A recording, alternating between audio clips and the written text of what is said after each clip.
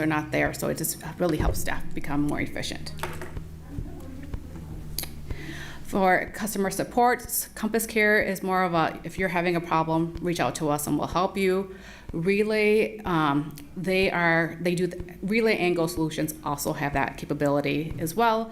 However, with Relay and Go Solutions, they're more proactive. They will give you monthly guidance. We also do like quarterly with admin to look at where there might be gaps or inefficiencies so that we can help train or do modifications. With Relay, it also sends alerts, personal alerts to staff. So if it says like, hey, you haven't billed on the student in the last 30 days, you need to bill by this time or you're not gonna be able to bill. So again, it sends those alerts because we know as people, if you're getting this alert every time you go into a system, you're more likely to do it. So it just is more a little bit proactive that way. So managing audit risk and safeguards. So again, Compass Care is more like, this is how you should bill. As long as you bill that way, you'll be fine. Where Go Solutions and Relay are more, I feel like they could capture more than what we're currently getting. So again, Relay said that, Go Solutions said, looking at our numbers, that they would think about another 250,000 on top of what we're doing. Relay said that on average, they didn't look at our numbers or anything like that, but on average, they get another $500,000 per district that has signed up with them. So, Mr. Chair, where I'm at on this, so from just looking at cost, my initial thought was, boy, let's wait till things settle, new superintendent budgets and stuff, instead of buying a new 3-year software. But if it's way more efficient for our staff, and more importantly, if maybe at a future committee meeting we could see if there's any evidence that we could bring down $250,000 or $500,000 more from the state and federal government, we should be looking at those things. So that I'd like to see those sort of numbers at a future committee meeting or as part of the budget process. Thank you, Dan. A question, Michelle, then, is this time sensitive? Does this? It is, because we'd have to roll everything over, and that's what they also want time so that they can get all the information and start getting their systems updated and their dashboards updated so that they can review what we have been doing and be ready to go at the beginning of the school year. So yes, they are. So if you, just personally, when would you like the board's decision on this? I mean, besides yesterday. I was gonna say yesterday, because again, that just changes how we are preparing for the upcoming school year, and they reported too that if we wait too long, those quotes will no longer be active. So I agree, and I also agree with Mr. Schoof. So maybe a special committee meeting is in order to deep dive into the 3 proposals. Yeah, and focused on whether we really could bring down more revenue than it would pay for itself many times over. And we do currently have it budgeted in our budget as well. So, and with the Medicaid expansion, we are expecting that these numbers would increase anyway. So, which also is going to increase the burden on staff. I am not a fan of kicking things down the road, but if we could do something, this is a major step financially for us, and I do agree with Mr. Schoof. And with our board president sitting here, if we could schedule try to find a special committee meeting to just deep dive into this and come out with a resolution for our next board meeting in 2 weeks. As committee chair, it's your prerogative to call a special meeting, and as long as I know to get it on the agenda ahead of time, I will absolutely do that for you. Okay, then that's my suggestion. That way, Michelle, we will act on this, by the next board meeting, we'll have a yes, no, which way we want to go with it. Okay, it might cause you to come before us again, or at least be in our little workshop at our next BOF meeting, special BOF meeting, so we can ask you the questions. Okay? Can you Missy? specifically let us know what you're looking for so that we can be prepared for that? Correct. Yes, I agree with you. I will get with both of you and let you know that looking for details. So I'll get the questions from Dan and Bill, and then we'll make it concise and easy, kind of. Perfect. Thank you. All right, thank you.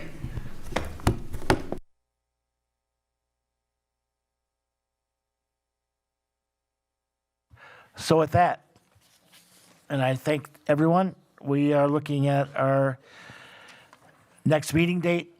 Michelle, it's not right in front of me. I know it's a month from now. No, well, we have a special meeting coming up in the next 2 weeks. But besides that, our next meeting date will be June. Do you have it in front of you? June 2nd, I'm sorry. But we will be having a special board meeting or a special committee meeting prior to our next board meeting in 2 weeks. And with that, I will look for a motion to adjourn. So moved. Second.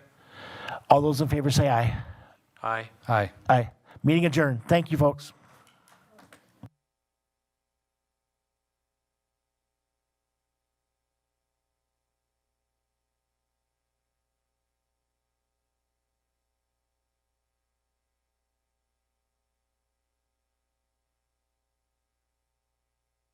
Mrs. Shope, are you ready? Okay.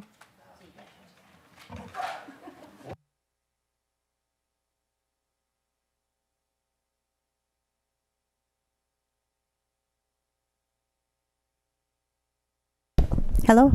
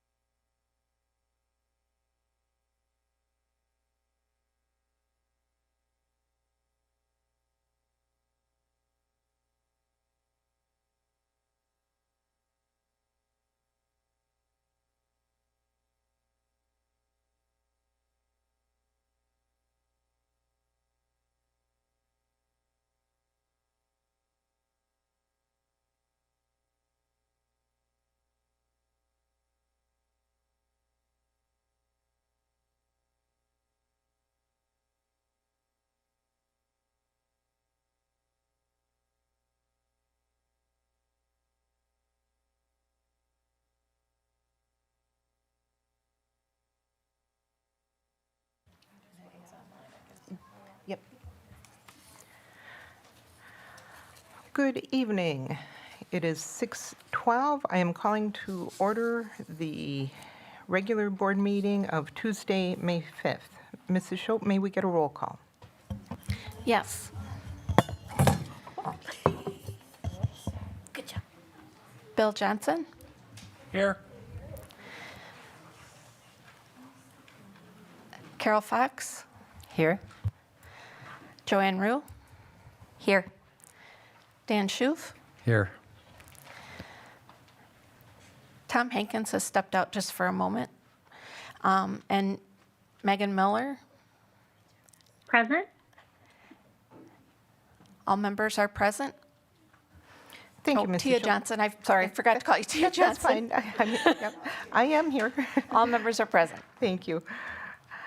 May I get an approval of the agenda? So moved. Second. Motion by Carol Fox, seconded by Dan Schoof. Any discussion?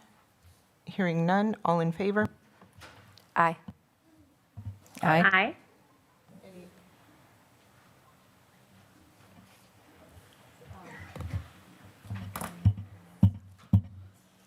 Any opposed? Hearing none, motion carries unanimously. Is there a feedback? There's this. Okay. Okay, thanks.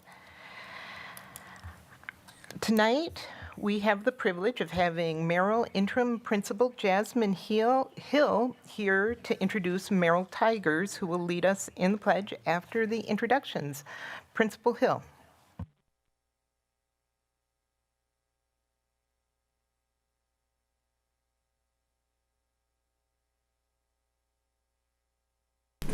All right, good evening. I am Jasmine Hill, and with me here I have students from 4K, first grade, third grade, fourth grade, and fifth grade. I have Zamaya Partee Daniels, Giano Partee Daniels, Janaya Partee Daniels, Akori Sims, Alani Sims, Mayan James, Mael James, and that is it.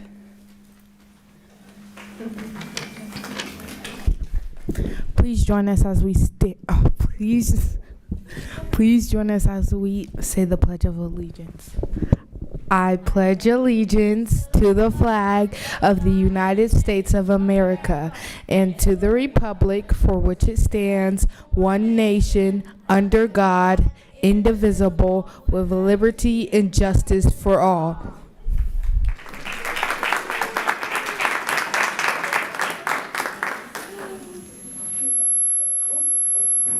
Thank you, Merrill Tigers. We always enjoy having you here, and you do such a wonderful job.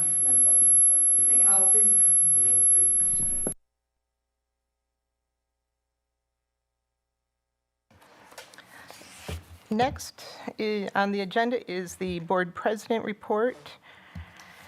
Good evening, and thank you for joining us tonight on Teacher Appreciation Day. We are grateful for your continued support and extend our sincere appreciation to all of our dedicated professional educators.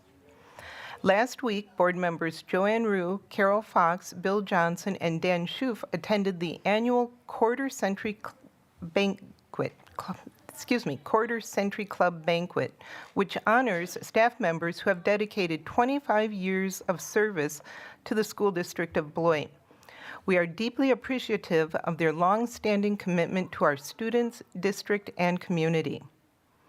Since our last regular meeting, the board convened on April 30th for the annual organizational meeting, followed by a meeting of the Student Success and Support Ad Hoc Committee. Last Saturday, the board participated in a workshop focused on board development. We were fortunate to have board consultant Dr. Earhart and Rock County Civics Academy Manager Director Richard Gruber provide valuable insight on governance, meeting procedures, and an overview of district departments. Thank you to Dr. Earhart, Mr. Gruber, Dr. Malott, and Mrs. Shope for their contributions to this important work. Last Monday and yesterday, the board met to interview superintendent search firms. We interviewed 4 excellent firms and will make a decision later this month as to which organization the district will use to help guide us in this important work. Congratulations to Chris Behrens and the Beloit Memorial Jazz Orchestra for another fabulous performance at Essentially Ellington National Competition. Several of our talented musicians won awards and recognitions for their performances. Thank you to all who contributed and participated in this showcase competition. The Pillwiffers End of the Year event for staff and families will be held on Friday, May 29th at Kruger Haskell Golf Course. For more information, please contact James Hoey or Michelle Shope. This event is open to golfers of all skill levels. Join us for the camaraderie regardless of your swing. Be sure to reserve your spot for the 2nd Annual Academies of Beloit Golfing outing on Thursday, June 11th at the Glen Erin Golf Club. Proceeds directly support student opportunities and enhance academy experiences. Please contact Beloit Memorial High School Principal Emily Pels or Career Academy Coach Brian Michaels for detail. Board Secretary Shope is leading the development of the first School District of Beloit Board and Superintendent newsletter, with the inauguration edition expected later this month. It will be available electronically and on the district website. The Beloit Memorial Class of 2026 graduation ceremony will be held 1 month from tomorrow. Board members, please plan to attend this important milestone for our students, staff, and families who have worked years towards this achievement. I would like to again express our deep appreciation to Mrs. Amy Levy and to Mr. Brian Nichols for their years of dedicated service to the Board of Education. Tonight, we are pleased to welcome our new and returning board members. Bill Johnson brings valuable experience from his work with both the City of Beloit and the school district. His practical knowledge and perspective will serve the board well. He will serve on the Business Operations and Finance Committee as well as the Policy and Human Resources Committee. Dan Schoof brings a strong commitment to public education and a deep connection to the Beloit community. His professional background, including work at the state level and with Beloit College, strengthens the board's capacity. He will also serve on the Business Operations and Finance Committee and the Policy, Human Resources Committee, and has accepted the role of Legislative Liaison. We are pleased to welcome back Carol Fox, who continues to bring extensive experience in educational leadership. She will serve as the chair of the Policy and Human Resources Committee and has been elected to serve as vice president of the board. We are fortunate to have continuing board members in key leadership roles. Joanne Rue will continue as chair of the Teaching, Learning, Equity, and Pupil Services Committee. Megan Miller has been elected board clerk and will continue her work on the Teaching, Learning, Equity, and Pupil Services Committee. Tom Hankins has been elected board treasurer for a third time and will continue as chair of the Business Operations and Finance Committee.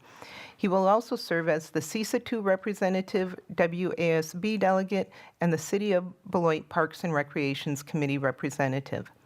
Thank you to all board members for your continued dedication and service to the School District of Beloit. Together, we remain committed to strengthening our district and improving outcomes for every student. Looking ahead, we remain hopeful.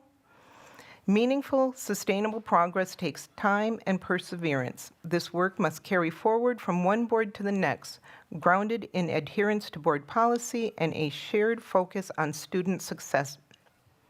While challenges remain, there are many bright spots across the district that reflect the hard work and commitment of our students, staff, and community. In closing, I want to again remind everyone that today is National Teacher Appreciation Day, and this week is National Teacher Appreciation Week. I encourage all of us, students, families, staff, and community members, to take a moment to recognize and thank the educators who make a difference in our schools every single day. Their dedication, compassion, and commitment to our students do not go unnoticed, and we are truly grateful for all that they do. That concludes my report. Thank you. Next, we have announcements and events. Usually this would be read by the board clerk, and the new clerk being Megan Miller. However, she is with us virtually, so we will have Vice President Fox read the announcements. Thank you. You kind of stole my thunder on a couple of these, so. Good evening. These are the announcements for Tuesday, April 21st, 2026. Beloit Memorial High School will proudly celebrate its 2026 Hall of Fame recipient on Friday, May 8th at 1 o'clock. This year's honoree is Tracy Piazza Solidar, a distinguished graduate from the class of 1992. Congratulations to Tracy. Thursday, May 14th, the high school choir will be having a concert from 6 to 7 at Beloit Memorial High School. Please join them for some beautiful music.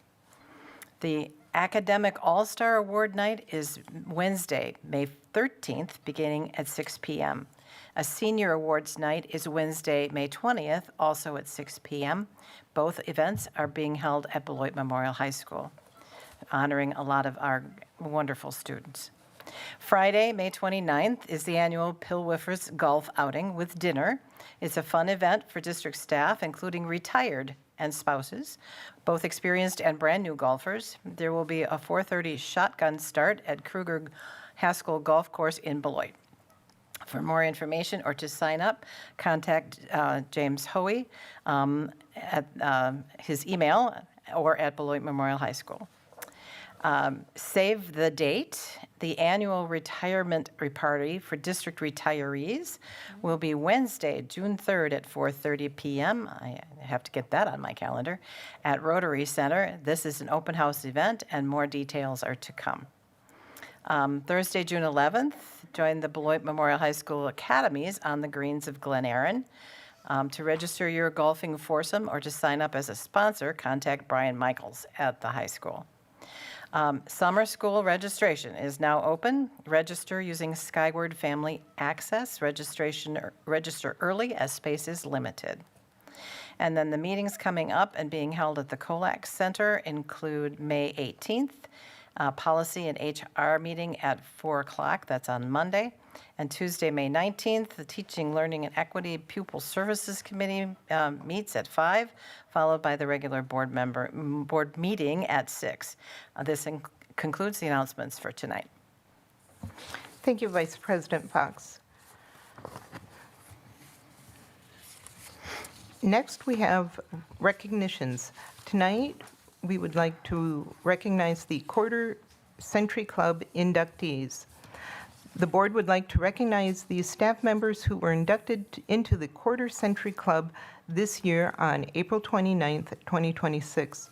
The Quarter Century Club held a banquet in their honor with dinner, dessert, and entertainment in the induction ceremony. Dr. Malat? Sure, Ms. Johnson, don't forget the famous Fujikawa cake that we had as well. Oh, there we go. Yes. So we recognized 20 people at our induction ceremony, which is one of the largest groups that we've had in the last 10 years. I hear it right, Michelle? All right. So we will recognize tonight Kate Barris, Eric Buchanan, Sarah Carey, Lisa Clark, Lisa Cawthorn, Brian Deneau, Rochelle Elliott, Brooke Ferger, Julia Fleming, Amy Ginta, Carla Hildebrandt, Julie Horvath, Mandy Kinchy, James Krajek, Renee Murphy, Terry Ross, Amy Smith, Kim Stakowiak, Stephanie Stevens, and Joe Vrydox.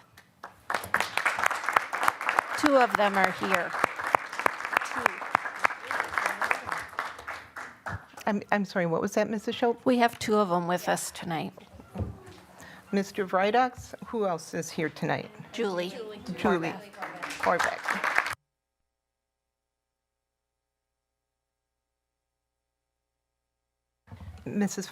I just want to say another thank you to these people. It's just amazing to me, 25 years, when you think of what has happened since 2001 in this district, the number of superintendents, the closings of the schools, all of the different things that have happened, and we have 20 people still with us. I think that says a lot about them. And hopefully it bodes well for the school district of Beloit. So we appreciate everything you've done for the district over the 25 years you've been here. Thank you very much. Thank you. Next on tonight's agenda is public comment. Mrs. Schultz, do we have any public comment in person or emails tonight? Yes, I have both. I have about 5 here in the room, and I have about 3 or 4 to read. Okay. Members of the public are welcome to attend all open meetings of the Board of Education. Individuals attending board meetings are expected to conduct themselves in a respectful and courteous manner that models appropriate behavior for our students. Individuals wishing to comment are expected to comply with the norms found on the back of your comment cards and in the Board Policy 187, Public Participation at Board Meetings. We ask that each of you contribute to maintaining a respectful and orderly meeting and prevent discussing confidential matters in a public forum by following these norms for public comments during board meetings. Thank you for your participation and courtesy. Mrs. Schultz? Our first person is Emily.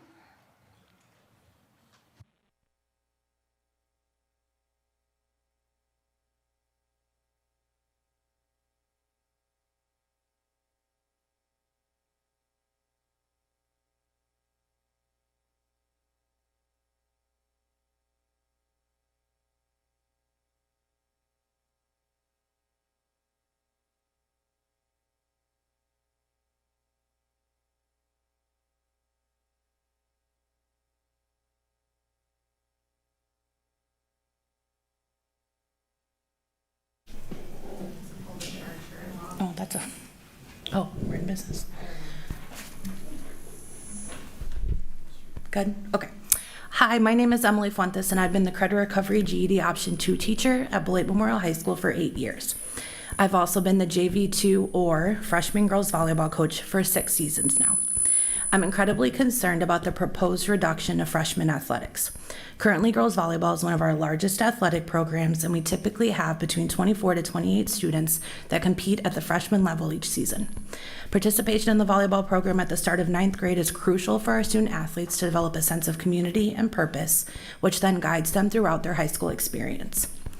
In my capacity as the Credit Recovery GED Option 2 teacher, I predominantly work with 11th and 12th graders who have failed core graduation requirements and are often having to seek alternative options in an attempt to graduate on time with their class. More often than not, these students have no involvement in the extracurricular opportunities provided by Beloit Memorial High School. And year after year, I see how detrimental this lack of involvement can be and how easily students can feel untethered from our school community. Participation in extracurricular activities, whether it be athletics, music, art, theater, or the variety of clubs and organizations currently offered at BMHS, makes our students' experience and is directly linked to their academic success and progress. Taking away this opportunity from arguably our most vulnerable students, incoming 9th graders who are making the transition from middle school to high school expectations, while also simultaneously discussing cutting middle school athletics entirely, could hypothetically create a 4-year void in their experience within the school district of Beloit. And I find that not only heartbreaking, but just truly completely unacceptable. Operating with only a JV and varsity team would kill our program and deprive our students of the necessary time and opportunity that is needed to properly develop their skills and talents. Without this foundational base, we would not have the ability to be successful or competitive at the JV or varsity level, especially given that every other school in the Southern Lakes Conference currently has a fully rostered freshman or JV2, JV, and varsity girls volleyball team. In fact, last fall at Beloit Memorial High School, we actually hosted the freshman conference tournament and experienced tremendous success. Our families and students deserve more than this proposed reduction. Thank you so much for your time. Thank you, Emily. Mrs. Schultz? Next, I have Andrea.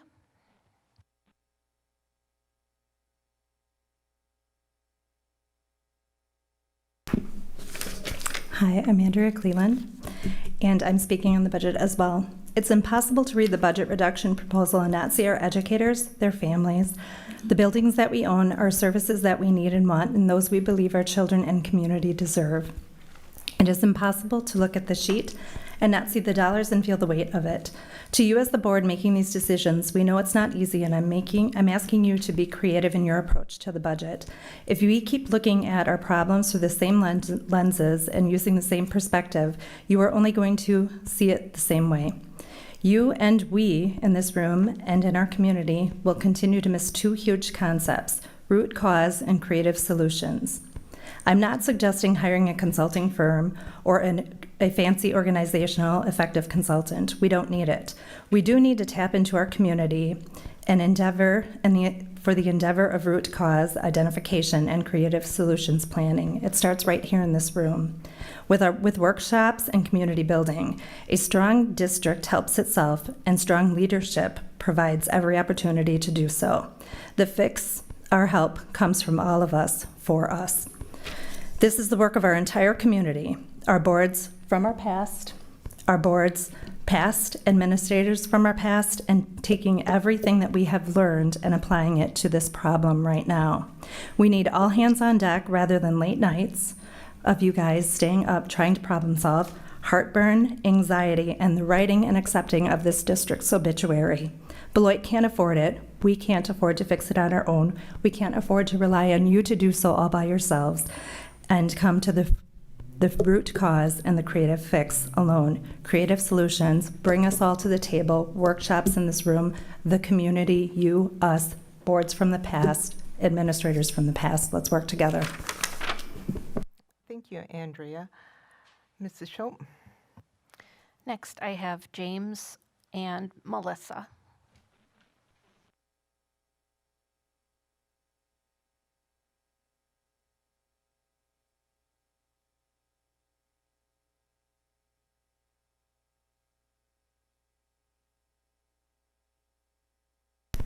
Sorry. Good evening, members of the school board. Happy Teachers Appreciation Week.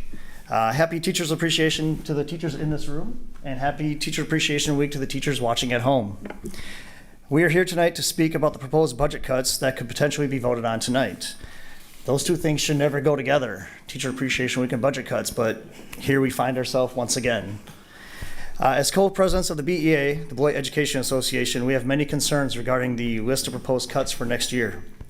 We do realize that $4.5 million is a lot to cut, and we do not envy the position that you are in. School funding is broken in Wisconsin. It's no surprise that 70+ districts had referendum questions on the ballot last month. Many districts are in a similar situation as Beloit. However, there seem to be many proposed cuts that directly affect students and staff. We ask that before you make any decisions and vote about this budget, you get more clarification and ask more questions. What exactly are the 30 professional staff and 12 support staff positions that are being cut? And how will these affect class sizes? How will it affect class offerings? How will it affect student support? How many of these positions are currently vacant, and how many of them are currently filled? Did building administrators have a say in which positions are being proposed to cut? The list is not very specific. We ask that the board think about your stated goal to attract and retain staff. We ask the board to use OPEB money to cover any of the proposed cuts that take away from that goal, including longevity pay for staff who are dedicated to this district. Longevity pay is essential to show staff who are dedicated to this district that they are valued. Is the proposal to totally eliminate longevity pay, or to only stop additional staff from receiving this benefit? We don't believe either option should be used. Removing longevity pay for those already receiving it results in a major pay cut, even with the proposed CPI increase. Denying longevity pay to the handful of staff members who might become eligible next year is a slap into the face to those staff members who've been here for 9 years and now all of a sudden will not qualify. Beloit is a tough place to teach.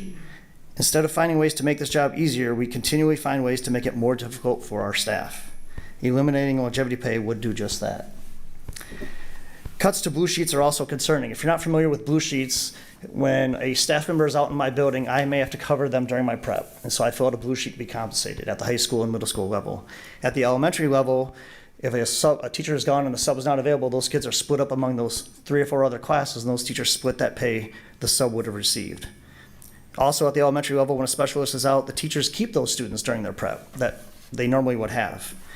I think we can all agree that teachers never have enough time to get things done as it is. It would be extremely unfair to expect teachers not to be compensated for the prep time they lose.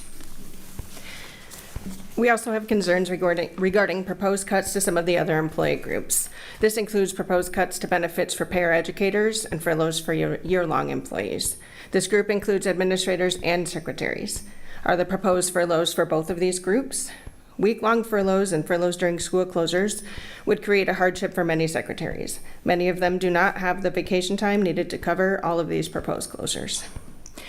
The BEA respectfully urges the school board to prioritize planning for the November referendum as a critical next step in addressing the district's ongoing financial challenges. A referendum provides our community with the opportunity of a direct voice in shaping the future of our schools, students, and staff. We respectfully ask that you only make the necessary cuts for this year, the cuts that are furthest away from the classroom.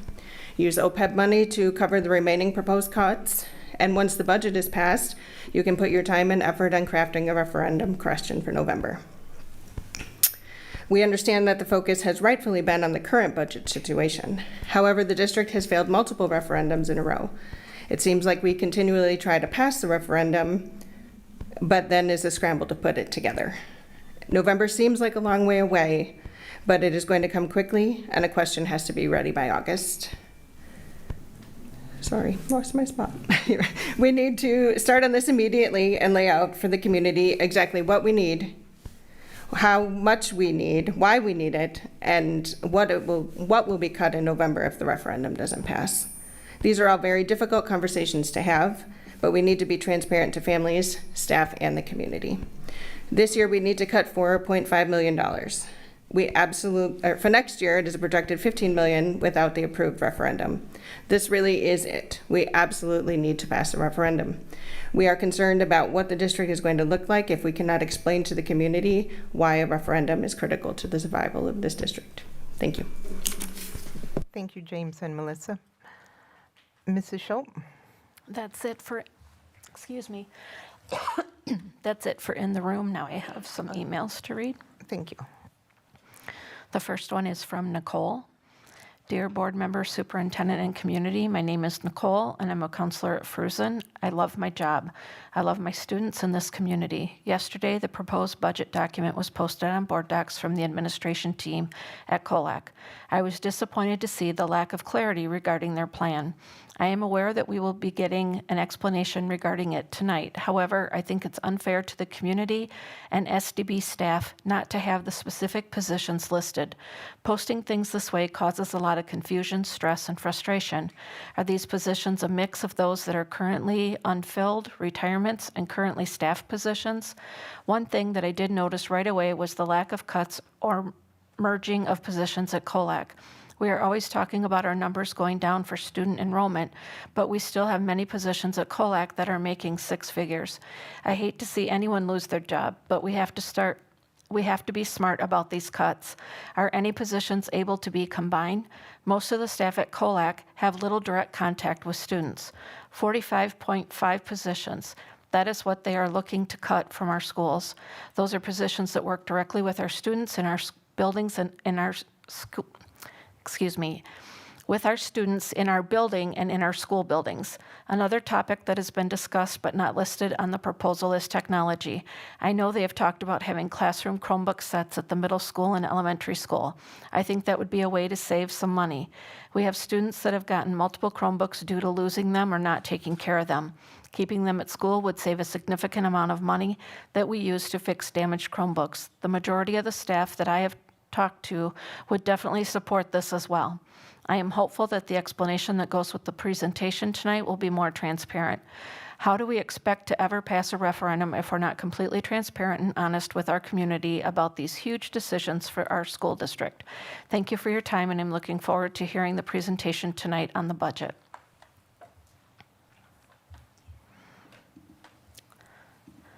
The next one is from Chad. I apologize that I cannot be there in person, but I wanted to share a few concerns regarding the proposed cuts outlined in board docs. I'm a 23-year veteran teacher at BMHS, and during the time I have faced many challenges. What has kept me here is simple. I truly value working with the students and staff in this district. While occasional recognition is appreciated, longevity pay is one of the few meaningful ways the district demonstrates appreciation for sustained commitment. If it is tangible acknowledgement of the years we are invested in our students and community, it is the tangible. The timing of the discussion during Teacher Appreciation Week is difficult to ignore. I also understand that teacher retention is a stated priority for the board. Eliminating longevity pay does not align with that goal. In fact, it sends the opposite message to those who have chosen to stay and continue serving this district year after year. Thank you for your time and consideration. I have said this in every communication I have sent to the board in the past. You have an almost impossible job, and I want you to know I appreciate your support for the families and staff here in Beloit. Kindest regards, Chad.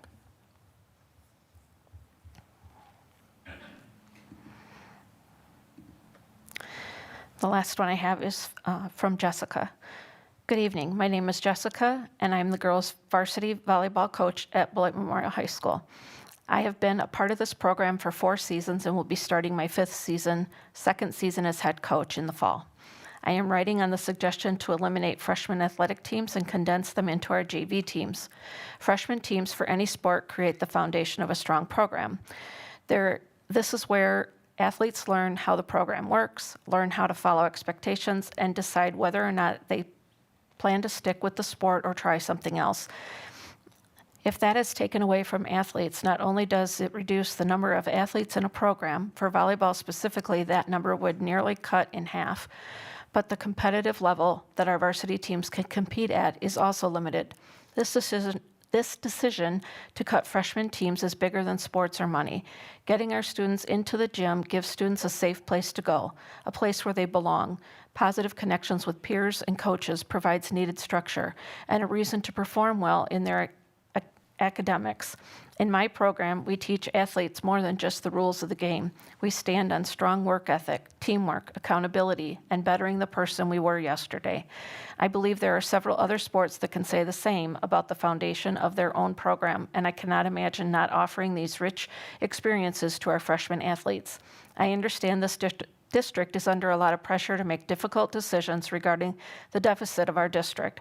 I believe eliminating freshman sports is detrimental to our students and our community. This decision will only create more issues for SDB down the line. I am strongly encouraging the board to consider other options before going in this direction. Jessica. That's all I have. Thank you, Mrs. Schultz.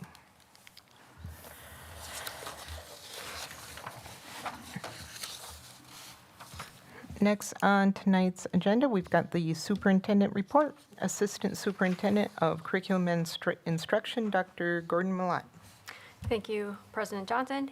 You stole a lot of what I was going to say in your president report, so I'm thank sorry. you very much for thanking our teachers for their appreciate and being appreciative of the teachers during Teacher Appreciation Week this week, and for talking about our wonderful dinner that we had last week for our quarter-century inductees. Thank you very much. So again, we do want to appreciate our teachers. We're deeply grateful for the dedication and care and professionalism our teachers and staff bring every day to the school district of Beloit. Their work clearly shapes our students and fosters their learning and curiosity and builds a stronger community together. And so while we are in this very difficult time, we do greatly appreciate all you do, and we wouldn't be our school district without our group of teachers, so that is very important. On another positive note, 5 of our 6 elementary schools applied for a DPI grant to fund an additional 0.5 or 1.0 literacy coach. Statewide, only 34 coaches were allocated. Beloit is fortunate that 3 schools were selected. Gaston and Robinson will each receive a 0.5 FTE coach, and Todd will receive a 1 point FTE coach. While there are very specific requirements on how these positions may be used, this is an important boost for our early literacy efforts in the elementary world. In the upcoming weeks, Mr. Stenroos, Mrs. McAllister, and Mr. Weir will be visiting 2 different alternative education sites as they continue to explore the planning for an elementary alternative learning program. And as we know, tonight the board will be reviewing possible budget reduction options, and these are suggestions for consideration, not final decisions. Unfortunately, the significant cuts are likely needed for the 26-27 and 27-28 school years. These budget decisions are very difficult, and every reduction will have an impact on students as well as staff. In full transparency, we recognize these challenges and the uncertainty they create for our district. Thank you for your continued commitment and for supporting our students and each other during this important time. Thank you. Thank you, Dr. Millott. Next, we have the Business Operations and Finance Committee report. Chair Tom Hankins. Thank you, Board President. We had a very good meeting this afternoon at 5 and discussed the financials from March, and I think everything was kind of in order. There was no big questions about where we were financially. There was no big hiccups, or we just presented them to the board tonight for approval. We had a good presentation from Chartwells on our food service program within the district. They are in year 4 of a 5-year contract, so Sarah went through where they're at, what they're doing, and how they're going to get better. And I think we had a nice discussion on where that was going. And to me and the committee members, I thought we had good thumbs up that it was progressing in the right direction. We also had our Medicaid billing software presentation from Michelle Perbilius, and which led to more questions. And at the time, you know, it's a big decision on, you know, to switch what we're doing with Medicaid billing, and it's a big financial decision. So as committee chair, we are going to hold a special meeting of our committee to do a deep dive into the 3 options and come out with on the end result and present it to the board in 2 weeks. And that was our meeting for tonight, which was very good. Thank you. Thank you, Mr. Hankins. Next, we have Policy and Human Resources Committee report. Chair Carol Fox. Thank you. We met yesterday, and it's a brand new committee configuration. So Bill Johnson and Dan Schoof are on the committee with me, and Dan is now the vice chair. So we met yesterday to look at the work that had been previously done on the field trip policy revisions. And we looked at those revisions and made a few more suggestions and continue to work on the draft for this field trip policy. Our next step, we asked that the administration share the draft policy with principals and staff to review this policy and see if there are any issues or concerns with it that we may not see before we revise it further and move it on to the full board. There's also going to be some work by the administration on some forms and some other things that need to go along with the policy. So that's where we are today. Thank you, Carol Fox. Next on tonight's agenda, board action and discussion items. Our first item is a proposed board meeting change. The purpose of this, looking at ways we can all become more efficient and effective in our work, I was looking at how our meetings are structured, the number of meetings we're having, and quite honestly, the amount of time that we're all putting into meetings, particularly our administrative staff that are here when they could be somewhere else doing something more productive rather than sitting in one more meeting. And discussing with Dr. Malat, Vice President Fox, and Board Secretary Michelle Shope came up with a couple different suggestions. So the purpose of this tonight is to pilot a change in the board meetings and committee meetings and structure beginning in June 2026 through August of 2026 with reevaluation at the board business meeting in August to determine if the board wants to continue with a pilot schedule. The pilot would have the policy committee only meet on the first Monday of the month at 4 p.m. On the first Tuesday of the month, the Business and Operations and Finance Committee and and we can potentially take HR out of policy and move it to Business and Operations. This recommendation was proposed because since we've put HR into policy, more emphasis has been on HR and less on policy, where the policy is kind of falling through the cracks.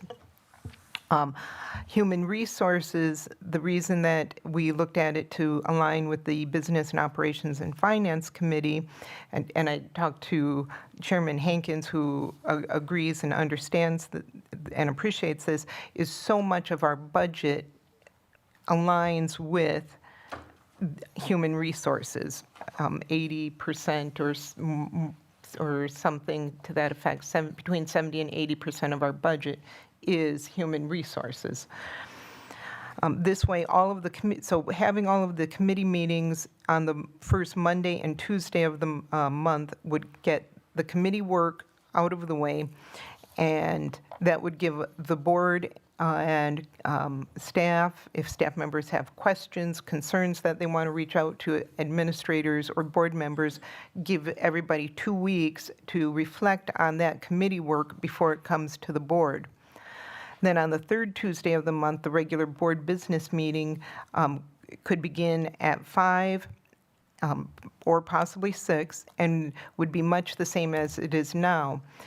One recommendation was to have it begin at 5 and have our closed session items be from 5 to 6, and then come out at 6 and go into regular open session such as we did tonight. I mean, we didn't have closed session, but we start our meetings at 6. And that would just, for most people, the effect would be negligible, except for now we're just having one primary board business meeting a month.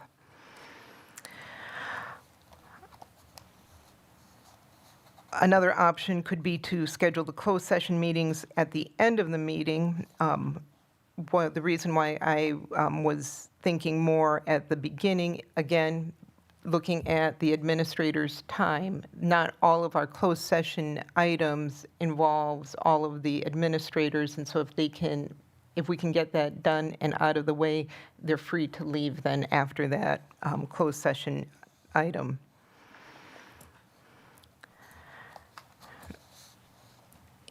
In August, at the board business meeting, the board would evaluate how this pilot change was working and determine whether to continue, tweak, modify, or reschedule or resort to the old way of doing it. It would be highly recommended that all members attend committee meetings to hear the information and ask questions. Recommended, but certainly not required, just as it is now. All board members are welcome to attend committee meetings, and I do encourage that. It's easier sometimes to hear the meetings rather than read the information online. The business meeting would then be more efficient, having all questions answered at the committee level, or if additional information was requested by board members, the information could be gathered and presented in the packet for the business meeting. During committee meetings, committee members only vote on the committee agenda items. That would stay the same.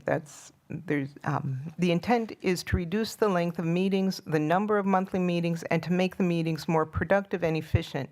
Administration will bring as much information forward as possible and as requested by the board members to the committee meetings to prepare board members for discussion.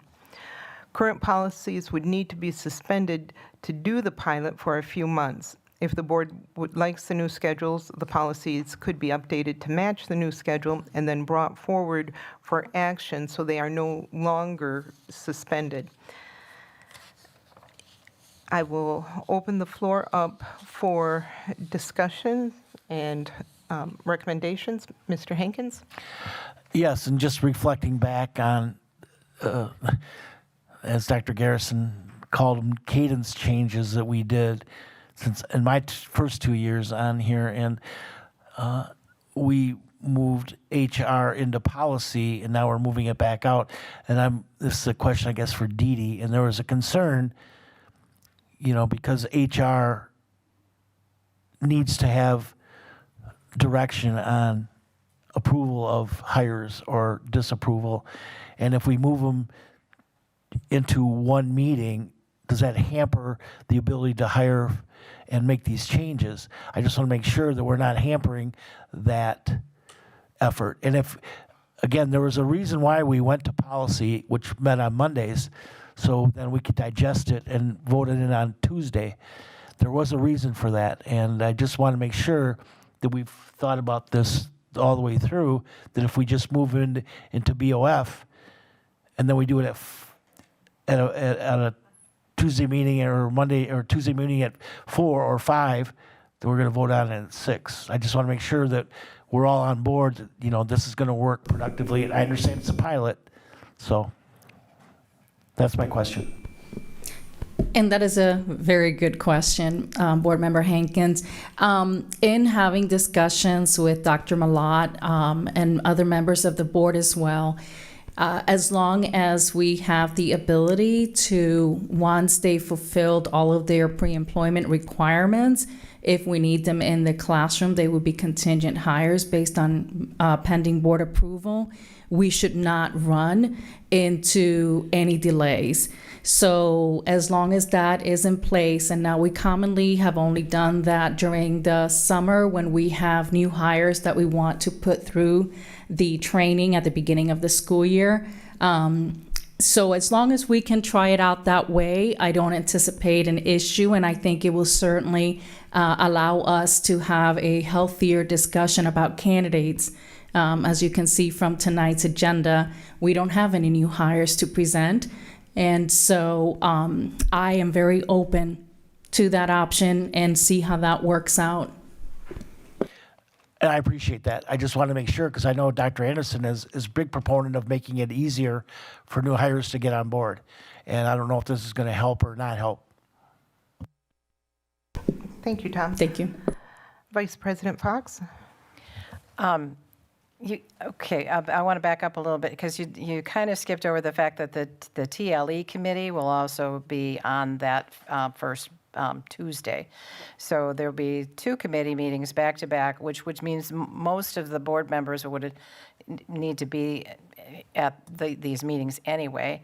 I think if we're going to move forward with this, we kind of need to have a commitment from the board members that they will all try to attend as possible, because the whole point of this is so that everybody has all of the information that they need so that we can make good decisions. And so if we don't show up for the meetings, then that's not going to work too well. So that's my first point. Second point is, I think if we get into the habit of everybody showing up, we would have a quorum, and if we needed to, we could be flexible with some things like the HR thing, and if we needed to pass that forward, we probably could, as long as we posted it and did all that stuff correctly. But I think some of that stuff can be tweaked, especially things that happen over and over and over again. If we have enough, if the board commits to coming to those Tuesday meetings, I think that will be very helpful. Again, the idea is we want to be able to make better decisions when we come to the business meetings, so we need to have time to discuss and learn about what we are making the decisions about, so that when we go to the business meetings, then it can flow more readily and more quickly. So, yeah. Thank you, Vice President Fox. Megan Miller. Hi, yeah, so similarly, I know I shared a document. I wasn't able to obviously come this evening or print it or anything, but I did share a view-only document with folks earlier with some thoughts, but hearing more of the discussion tonight, I'm kind of tweaking my thinking a little bit. I want to, oopsies, I'm trying to put the hand down and I think I messed it up. Sorry about that. Anyway, so I want to build off of what Ms. Fox said. I like the idea of leaving ourselves open to have, like you said, we're likely to have quorum. If we were to post, I know sometimes there are hiring decisions that need to be made. 1 of 7, I am 100% open to the possibility of having just like a full board, let's approve HR if needed as an option. So I just wanted to kind of put that into the conversation. I think that's a great idea.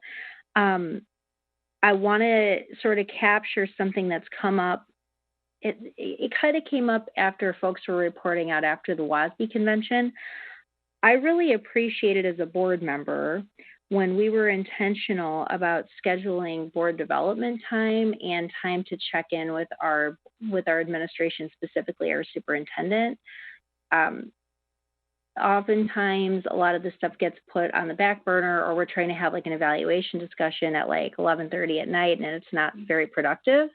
And since like our primary role is to supervise our one employee and guide the district, I think it would be really cool if we could work into this, and I'm open and flexible on how we'd like to do that. Maybe taking advantage of this kind of first Tuesday committee meeting piece, or maybe it's the third one, to schedule regular board development / check-ins with the administration. So in the past, it was like, I can't remember which it was like even numbered months. We did the one, like we did some PD around coherent government model. The odd months was the check-in order, et cetera. I don't even know if we need to do it that frequently, and I'm not committed. I guess like my purpose in commenting on this is, 1, because I want to make sure that we're intentional about prioritizing those 2 pieces. So I think it'll really help the district and us.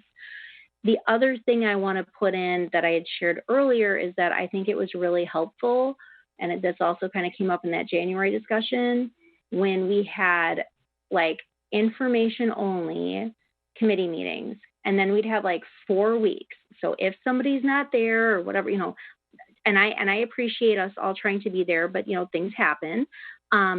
It gives us 4 full weeks to not only do our own homework and engage meaningfully about issues, it also allows our community members to ask questions, to get information. It could help curtail a lot of confusion and frustration. And we've heard time and again from the community, they feel like, oh, like, where did this come from? We didn't hear about it. Like, this can help facilitate that communication, help us bring people in to some of this decision making and clarify things at a time of communication is arguably more important than ever. So in conclusion, I really like the thinking on this. I really appreciate all the work that went into this, and I am fully in support of piloting. I just want to make sure that we don't lose, the focus on allowing ourselves professional development, meaningfully checking in with our administration at like not 11:30 at night, and considering that let things come to committee twice outside of extenuating circumstances. Thank you. Dan Schoof. Thank you, Madam Chair. This is my first official time speaking, so I'll take a quick point of personal privilege to say it's an honor to be here on this board. My kids are Purple Knights, and my grandfather was a principal at Strong and Royce, so maybe this makes me a Purple Knight too. I don't know if I get a ruling on that.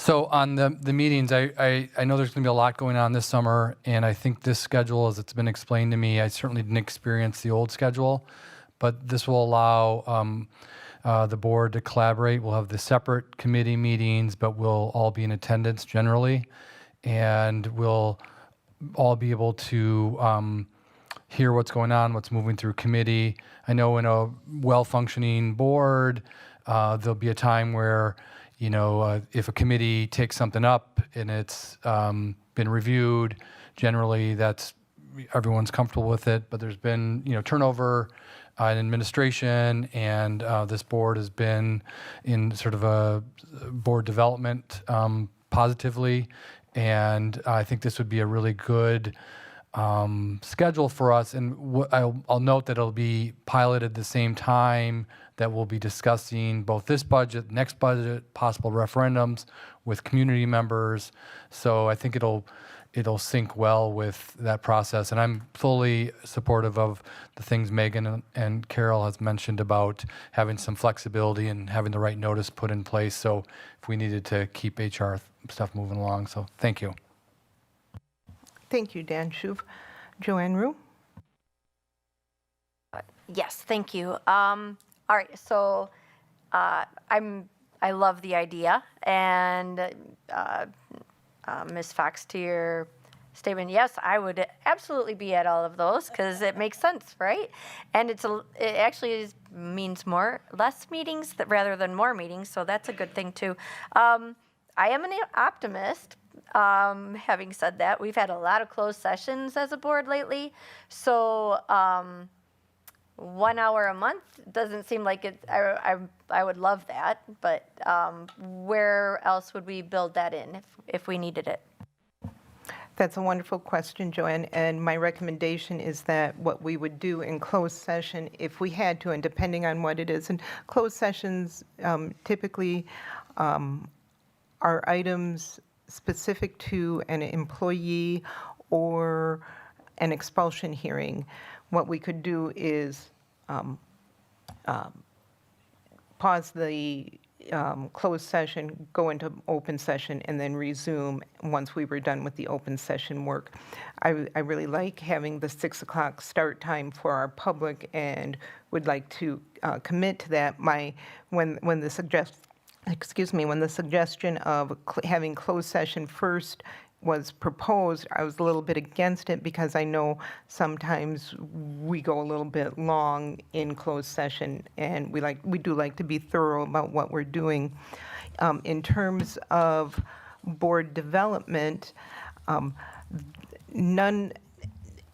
changing these schedules has nothing to do with board development. I encourage all board members to utilize WASB and all of the resources we have available to us to pursue board development.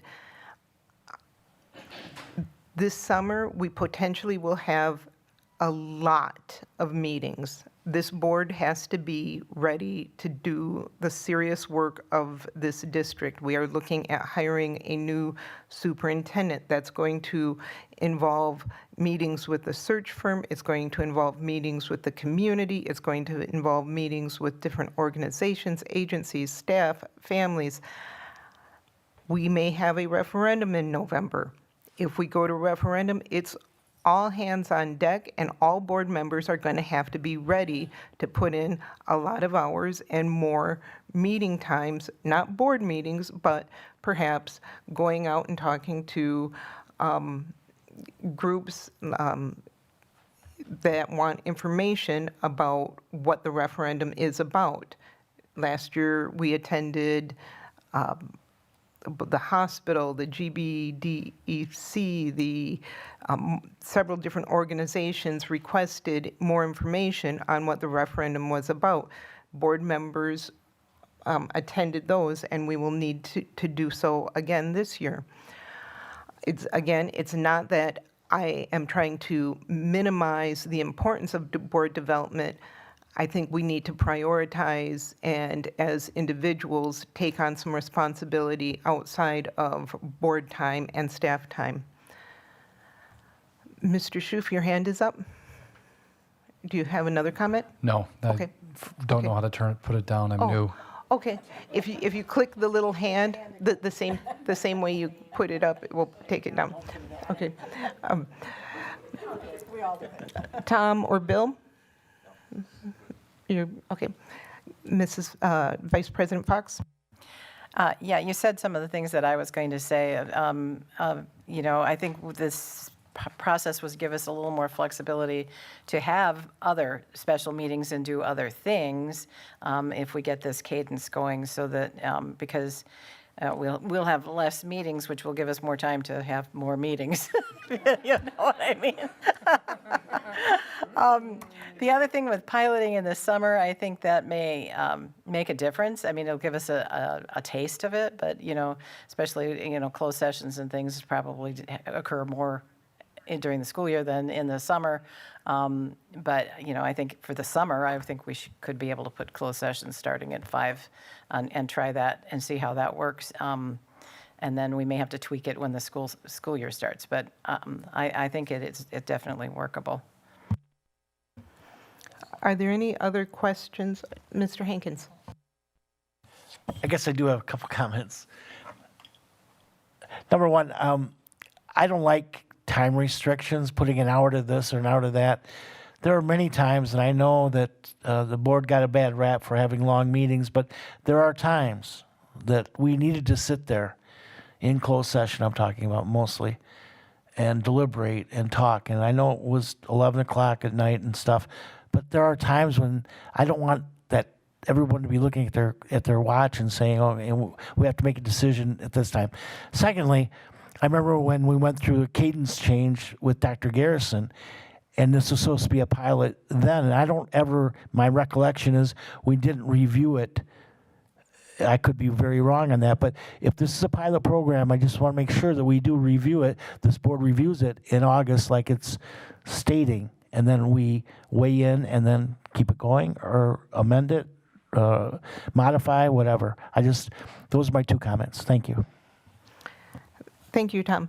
Actually, we did come back as a board and discuss whether or not it was working for us and voted on going back to the other model, which is what we have now, and often is clumsy. I hear a lot of concerns about information coming to the committee, not having time to digest it, then going to the board. Part of that is our meeting structure, and part of that is chairs having to say and perhaps be a little firm with administrators and people doing presentations. You're not on the agenda until the presentation is ready. You're not. We're not going to have this discussion, and we want it on such a date and holding firm to that date. It's not. You know, changes are not always easy or comfortable, but I do believe that working together and collaboratively, we will be in a better spot and more effective and efficient. Well, I totally agree. And I think the key was, and going back to what you said earlier, and the key is attendance at committee work is where the work is done. And it hasn't always been that way, and a lot of the committee work doesn't get expounded into the board meeting, and it gets repeated at the board level. But I know that Dan Schoof has been involved in a lot of stuff at state level. And committee work is where the work is done, and it should be just a matter of efficiency on whether approving and not rehashing the same old thing again. So I think this will be a immediate change for the better in board efficiency. Thank you. And I appreciate what we're doing. Thank you. And again, it's a matter of we are going to have to start planning ahead. As Ms. Miller had mentioned, it would be nice to have information a month ahead, to have time to do the homework and whatnot. And sometimes when things come to the board or to a committee, one committee will have questions about it and think that it should go to the board, but other people might think, no, it also belongs in another committee. And it seems like some of the items are hot potatoes, and they're not. It's not that we don't want to address them. It's just that we all have different questions and want to make certain that we thoroughly understand what we're voting on. When things come to the board in a rushed manner, and we don't have as much information as we would like, boards can't make good decisions. And our district really deserves better than what we've been doing, and I know we can do better. Ms. Miller? Thank you so much. This is going to sound like I'm saying something up as opposed to what you just said, but I actually wholeheartedly agree with everything that Tom and Board President Johnson that you just said. So I guess I want to just clarify. I do think, as I'm thinking about this more, it's absolutely worth trying out, the first and third. Maybe that 2 weeks is enough time. I would ask, my colleagues here to think about and be reflective on, do we like the first meeting committee thing, and then are we ready to vote by the third meeting, or do we maybe you want to try waiting that month? Maybe it depends. I don't know. I just think that that's something that needs to be kind of fleshed out a little bit. The other thing is, I think it's a both and. I am so empathetic to what you were describing when you talked about, I know we have such a mountain ahead of us to climb in terms of the work that we have. And it's serious. It's serious work. It's going to require a serious commitment, 100%. I think it might be wise, as we're having these discussions about the budget and prioritizing, the referendum, just like, we heard this comment earlier from the BEA, it might be wise for us to think about how can we best build our own capacity and functionality as a board to most efficiently and effectively handle this work in front of us, perhaps by taking a look at things that are already scheduled, whether it's through WASB or other, groups or whatever it is. And I don't, like I said, I don't think it needs to be every other month kind of thing. We were in a very different place when we were doing that. I guess I feel like it can be a both and it's something that I'd like us to think about this year, especially because we are a young board. So I guess that's my perspective on it. I'm really liking what I'm hearing. And again, I really appreciate you bringing this forward as an agenda item and having the opportunity to hear from everybody. Yes, please. I move approval of suspending Board Policy 185, Standing Board Committees, 185.1, Business Operation and Finance Committee, 185.2, Teaching, Learning, and Equity and Pupil Services, and 185.4, Policy and Human Resources, to pilot a change in the board meetings scheduled as discussed. Is there a second? I'll second. Motion by Carol Fox, seconded by Joanne Rue. Any discussion? Hearing none, all in favor? Aye. Aye. Aye. Aye. Aye. Any opposed? Motion carries unanimously.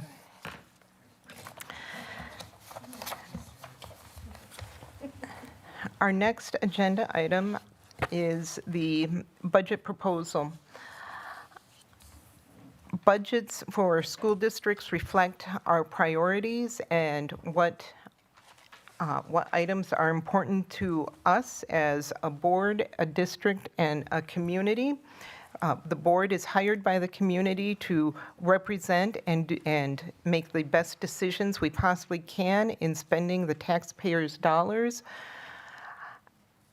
It's been an honor to serve as board president, and I was so privileged to be reelected. I was really hoping that in the 2 years that I had served, that we would have progressed further than what we have academically. Our community can do better. Our students can do better. We can all do better. It's hard. I know it is. But we have so much to give and do. And this has been very painful. And we've gotten a lot of emails, a lot of comments. Budgeting is really difficult. As board members, we're not the professionals in education. Our administrators are. It's the administrator's role to look at the budget, to look at what they have, where the board says, hey, we want you to go in this direction. These are our goals. These are the priorities for the district. How can we achieve that with the money that you're saying we can spend? And then they would bring those recommendations to the board. It seems like over the past several years, this process has gotten kind of muddled. And when I say muddled, the lanes and roles have been muddled. The priorities have been muddled.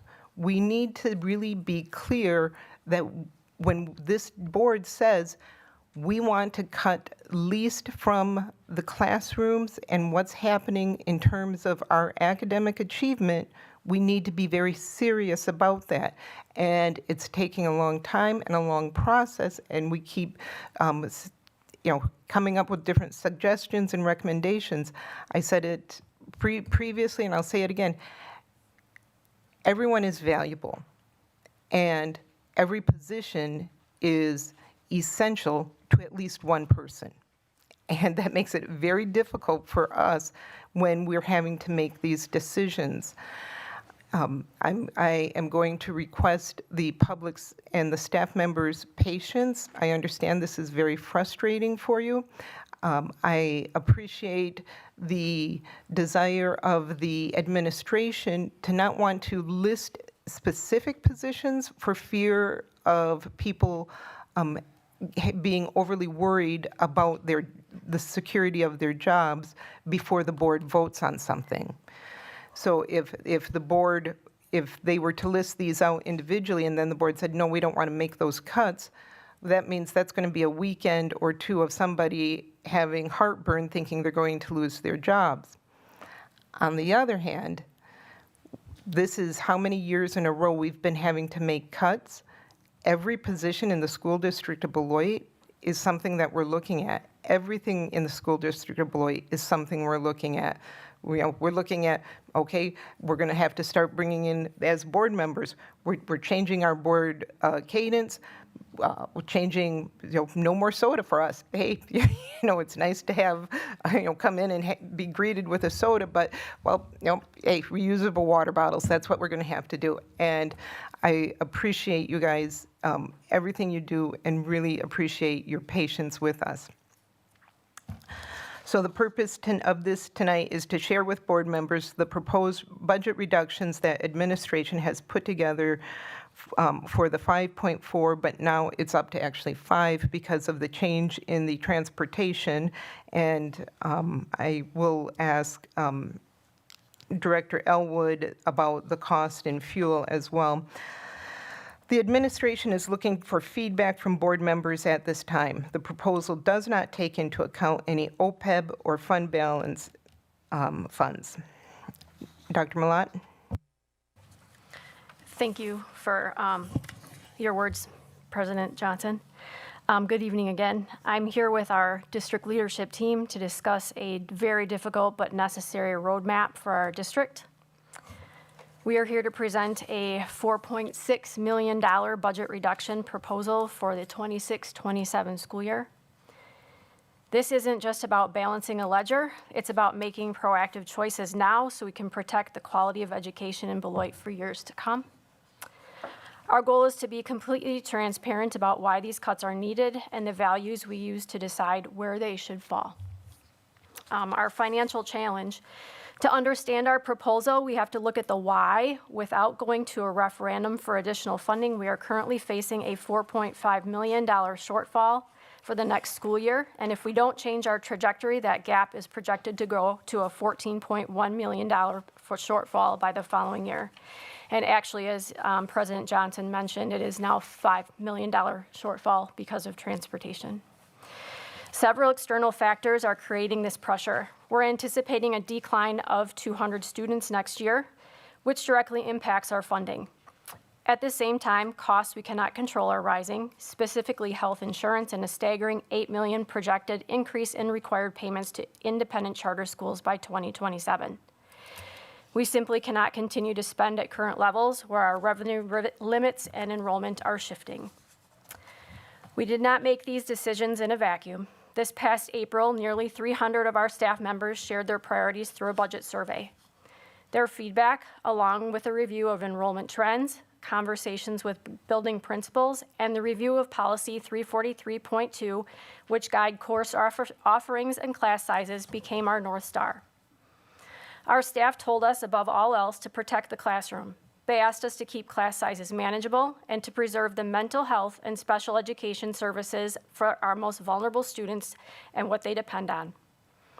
When it came time to making cuts, the message was equally clear: reduce administrative costs, cut non-essential spending like travel and materials, and since approximately 70% of our budget is related to staffing, eliminate vacant positions before we ever consider laying off current staff. Based on that feedback, our proposal focuses on staffing through attrition.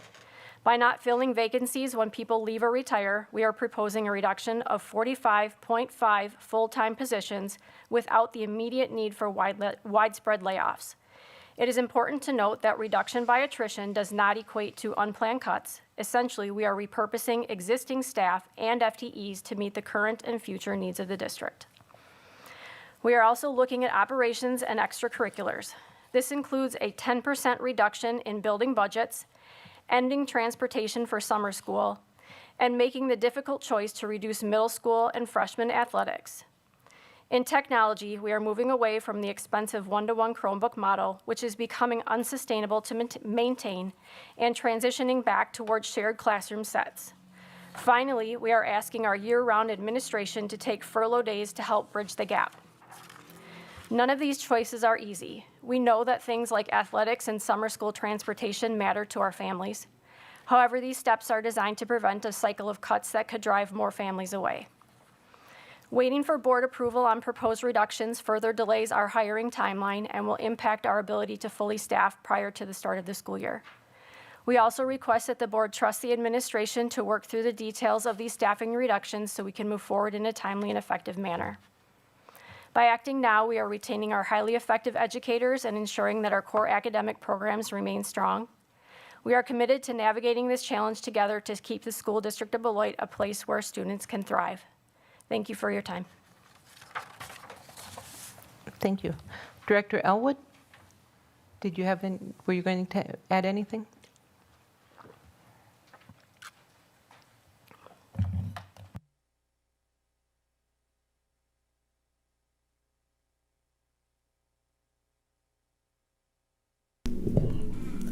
Thank you. I just wanted to reiterate what Dr. Malat has, has stated, that the financial situation of the district isn't of dire straits. This coming school year is not the worst of it. The worst of it will be in 27-28. So in order to prepare for 27-28, we need to make these cuts this year. Moving forward. We've also been talking about the request from the board to form a committee to look and review future cuts and future reorganization. We will start talking about the development of that committee and the timeline for that committee tomorrow during our admin team meeting. Thank you, Director Elwood. I see board members already have questions. Mr. Schoof.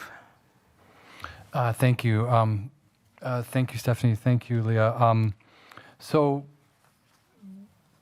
as we look and as we talk about this budget, as Dr. Anderson talked about early in the spring that this is really a tale of two budgets. So my request as a new board member is, as we go through this process, that we see the scenarios that puts us in a growth mindset. I'd like to see what it would take for us this community, to have a district that we has stability and then prepares ourselves for growth. So what I'm looking for is when we go through budget scenarios in the future and over the next number of weeks for this budget, the next budget, and possible referendum, that we're looking at, what I would imagine would be 6 thriving elementary schools, 2 thriving intermediate junior highs, the best high school in the state, and a learning academy.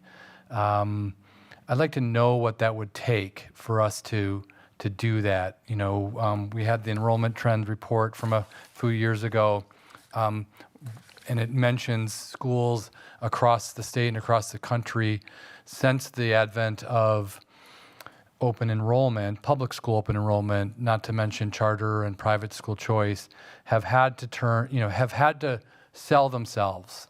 We need to have a sales department, an enrollment team that's tied to a marketing team that's telling families in town, nearby, or moving to town that we have this incredible district and it could be the best solution for your children. So there's lots of times for this budget process. We're not going to make decisions tonight. The board chair assured us of that. So I really appreciate the information so far. And as we add to it through this process, through this budget, next budget, referendum, and so on, that's a scenario that I'd like to make sure that we have clearly. What would it take to get to a stability for this district and prepare us for growth? Thank you. Thank you, Dan. Joanne Rue? Yes, thank you. So in looking at the budget, we talked about reducing travel expenses and conferences, things like that. I don't see that listed in here. So, was that something that was considered, or are we still looking at those things to figure that part out?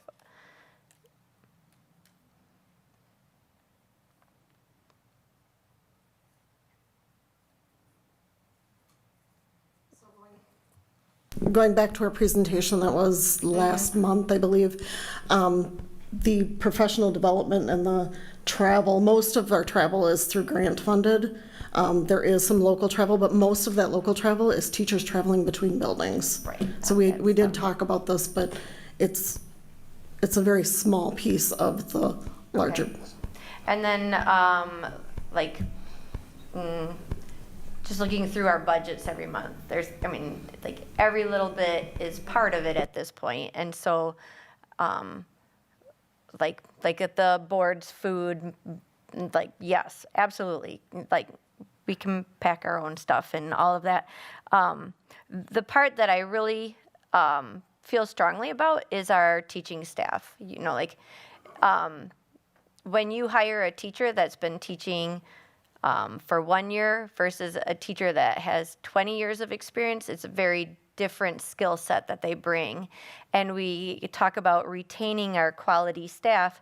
And so I think longevity pay is there for a reason. They're not moving over and up anymore. And so we need to do something in order to retain these people with toolboxes that are deeper than most have, and you can't just create someone with that kind of skill set. It happens over decades of experience. And so I think OPEB still needs to be something that we really consider. I think OPEB absolutely makes sense for our people that we're paying with for longevity. They're the same people that were around when the OPEB stuff was all happening back in the days. And then the other thing, the blue sheets, there's a reason why we started implementing blue sheets. We are asking teachers to have no preps many times. And I remember teaching 40 kindergartners in my classroom, and boy, that blue sheet, it made it okay sometimes, but not all the time. And so we have to take care of our teachers. We have to take care of our teachers, and those are not places where we can make cuts, in my opinion. Thank you. Thank you, Mrs. Rue. Would it be possible to get a brief report of blue sheets and what each building is paying, or what each building has paid on average in blue sheets, or somehow figure out a per capita? I know that, we do want to compensate staff that step up during their prep times to cover those classes, but is there a way to make it, again, more efficient where, if one building has significantly fewer blue sheets than another building, what is the first building doing? There's, what can we do? Things. And then, did you want to respond? Yes, I'm sorry. So the amount of the blue sheets that is listed on here is $200,000. The proposal was just to reduce it somewhat through the items that you were speaking about, reviewing blue sheets and how they're used and how that time is used for each building. And yes, we do have that data by person, by building, yes. Wonderful. Can I ask, are blue sheets a flat rate, or is it like time and a half of the employee's regular salary? It is not a flat rate. It is based on their salary, their daily rate. On their, okay. Not for us. It was a day rate, right? At the elementary level, when they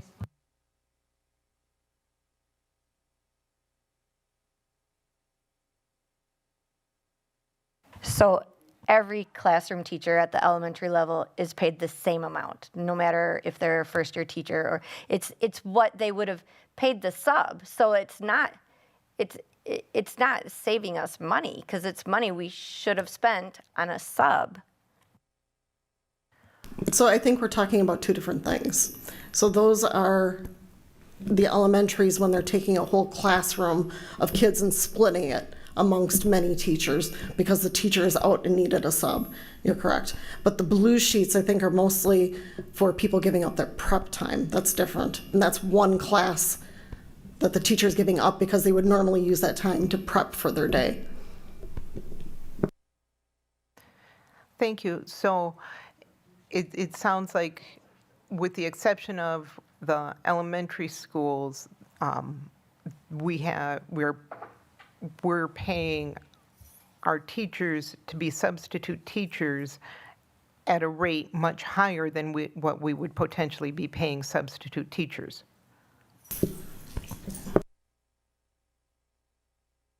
If they're covering a prep. How do we compare to other regional schools in terms of sub pay? And I know there's not enough people to do all of the work in terms of education, and that it's a really competitive field right now, but what can we do to recruit and attract subs? Pay. So we did recently increase the rate of pay for substitute teachers. I'm not sure how much that has increased our recruitment process. We would have to look into that. And the same with the rate of pay for the prep time payments. We would need to look at other school districts to get that data back for you. Okay, thank you. Megan Miller? Thank you so much. All right, a couple of things. And I'm going to reverse my order now because it's timely. As you're talking about subs and all the things, a teacher had reached out with a suggestion, and I was kind of sitting on it because I was going to talk to Dr. Anderson when he was back. But at the high school, one suggestion was made for scheduling, put flex time at the end of the day to create like a fleet of subs, was like kind of the terminology. So, I mean, I think like that is one suggestion that kind of like taps into it. One of the public comments talked about being creative in our thinking. this is a discussion for another day, but I mean, maybe in the next iteration of this proposal, we could see kind of whether it's possible to move some things around to optimize staff planning time and staff time to support each other. And I have no doubt that those conversations are already happening and that thinking is already happening. I think that's something that would be helpful to highlight to the board so that we can convey that to the community. So that is one thing. So let me cross off my list. I have like 5 quick points, and just like stop me if you have questions, okay? I was gonna ask Tia, like, I agree with you, if we could just, maybe there's like a flat rate across the district for the blue sheets, but I would agree also with Joanne, like, I wanna stay as far away from making any kind of cuts to staff or compensation as we can, since staff retention was a huge priority that we had discussed back in March.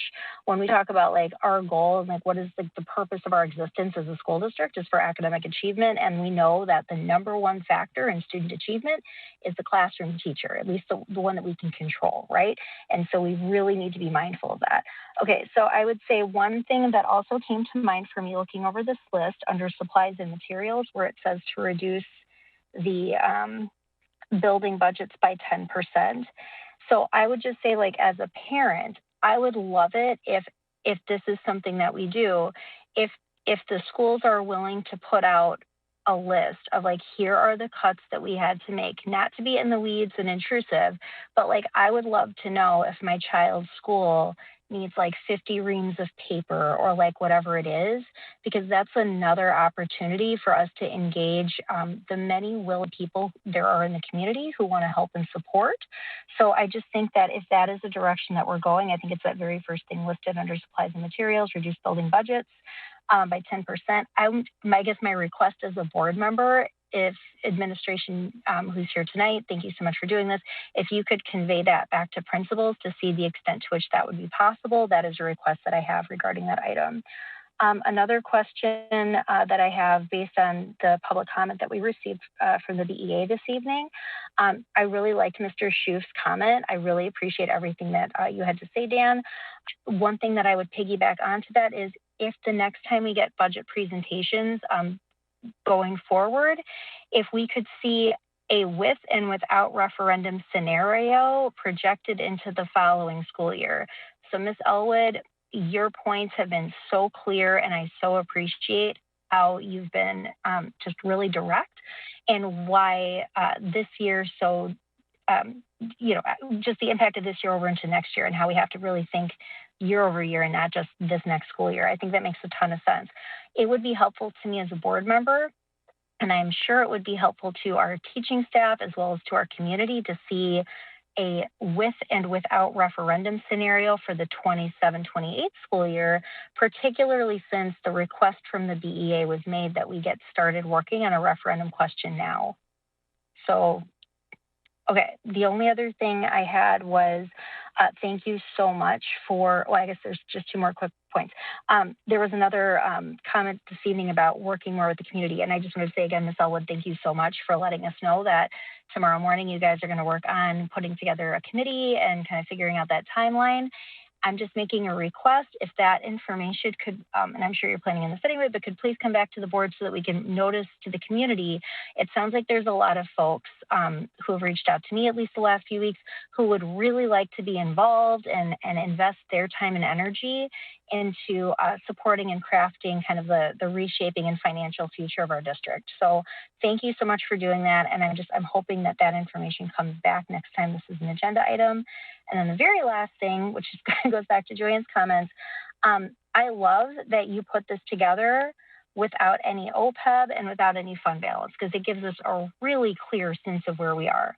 1 of 7, my preference would be for us to consider the longevity pay and the blue sheets as items that we would be willing to fund from OPEB. So I understand I'm speaking as one person and as a board, but my one board member feedback to the administration, and again, thank you so much for taking the time to put this together, please consider using OPEB to fund longevity pay, to not mess with that, I guess, for lack of a better word, and to maintain our blue sheet pieces. These are just like little things that keep people afloat. And without retaining the outstanding teachers that we have, we're neglecting our whole mission as a district. So thank you so much. It is absolutely your job to bring us the big scary budget stuff, and I think you've done an excellent job. Thank you. Vice President Fox? I'm going to take a little different tack here. I'm sure that's nobody's surprise. We asked for a staffing plan and program plans. This is not that. And I understand the concept of not wanting to get the information out and scaring the staff and all that kind of stuff. And my sense is, from what I've heard tonight, what I've seen in some emails, is this scared the staff. And I think that we need to see the staffing plan. We need to see the plan that goes behind this.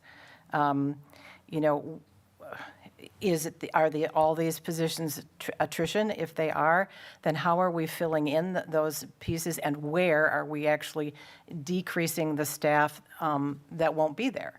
I mean, how are we going to be providing the service for our students?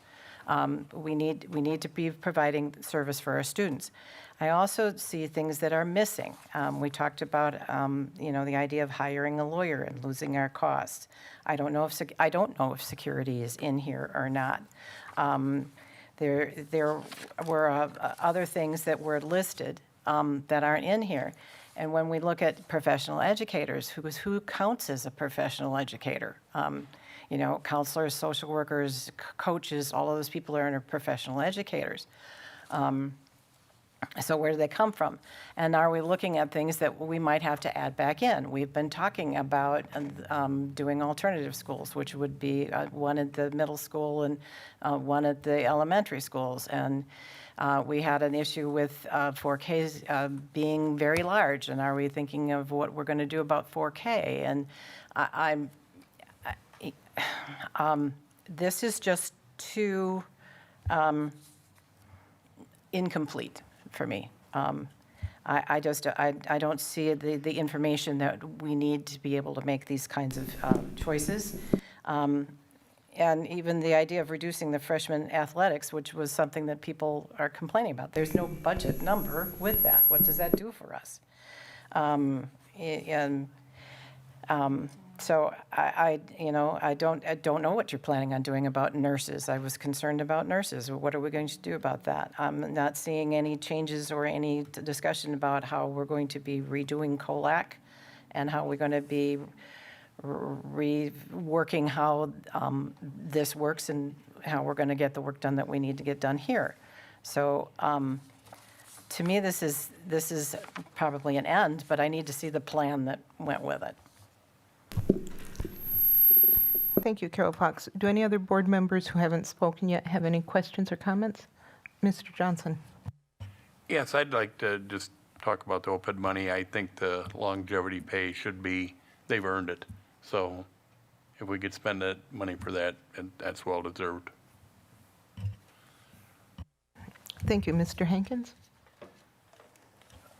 No, I just echo what Carol Fox said, you know, about, we talked about a lot of different reductions that would, when Dr. Anderson was here, what we were going to use, and his vision. I don't see that in this, and I don't think this is a complete, detailed plan.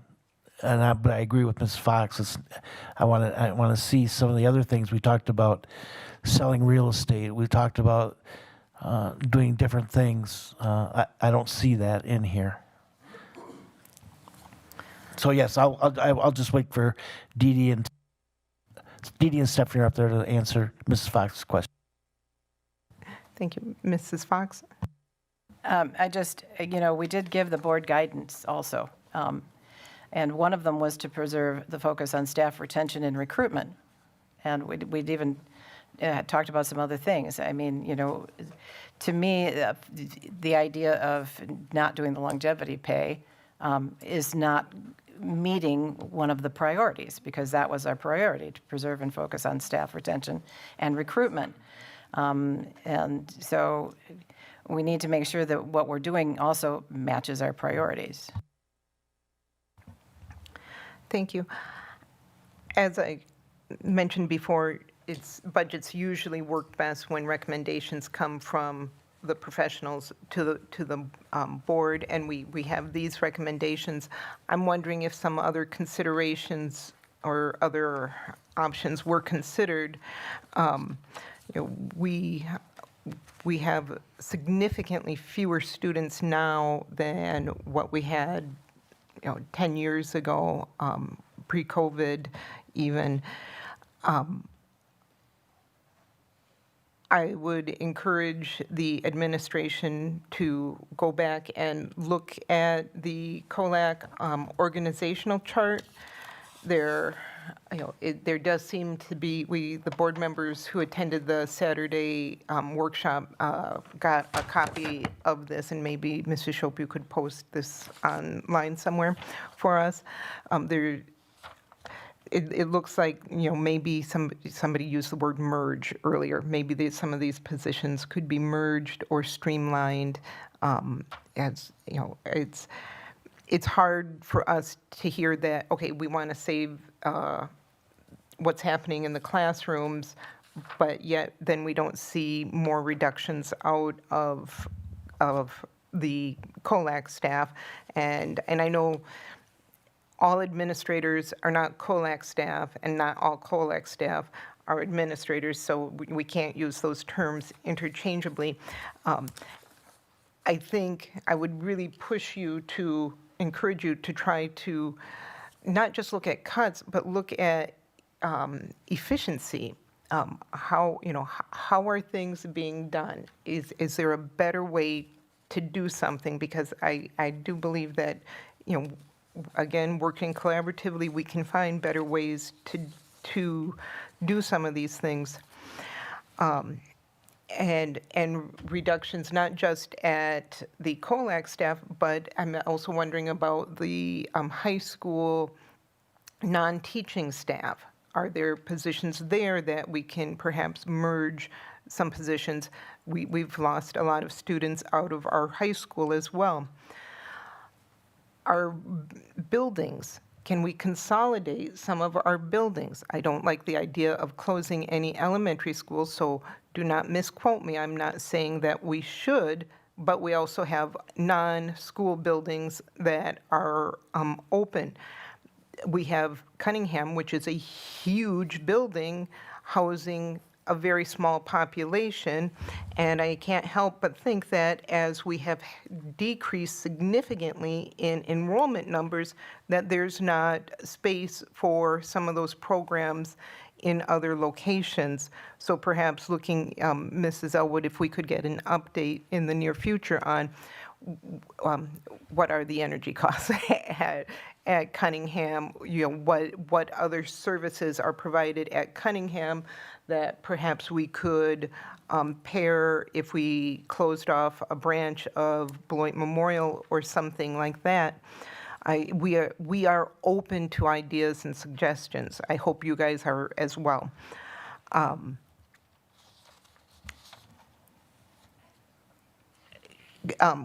Facilities and maintenance, is there a better way that we can streamline our facilities and maintenance services?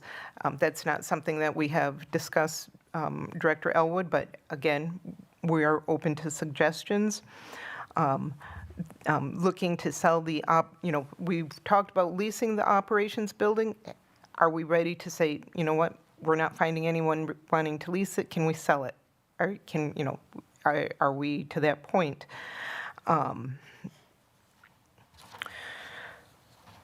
Transportation.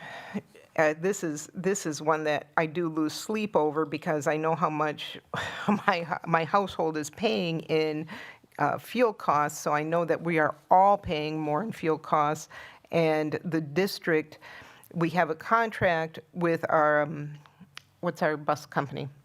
Durham, but we pay the fuel on top of that. So as fuel's going up, we are also having to pay more just like everybody else. The drug testing policy. This may not seem like a budget item, but it is. If we can retain staff, we are not using so much time having to recruit staff. And I think that maybe something that we should look at is, can we do our drug testing differently upon hiring of staff so that we can be more competitive with our local school buildings? And again, please don't misunderstand what I'm saying. I'm not saying we should hire junkies, but I also know that we are surrounded by states, completely surrounded by states that have recreational drug use that we don't. And being right on the border, it makes it difficult.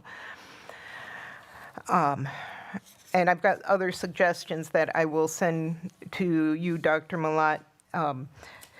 In terms of the longevity pay, I do agree with the board members that have voiced their opinion. I think that we should not get rid of longevity pay. I think we should probably use OPEB money for that.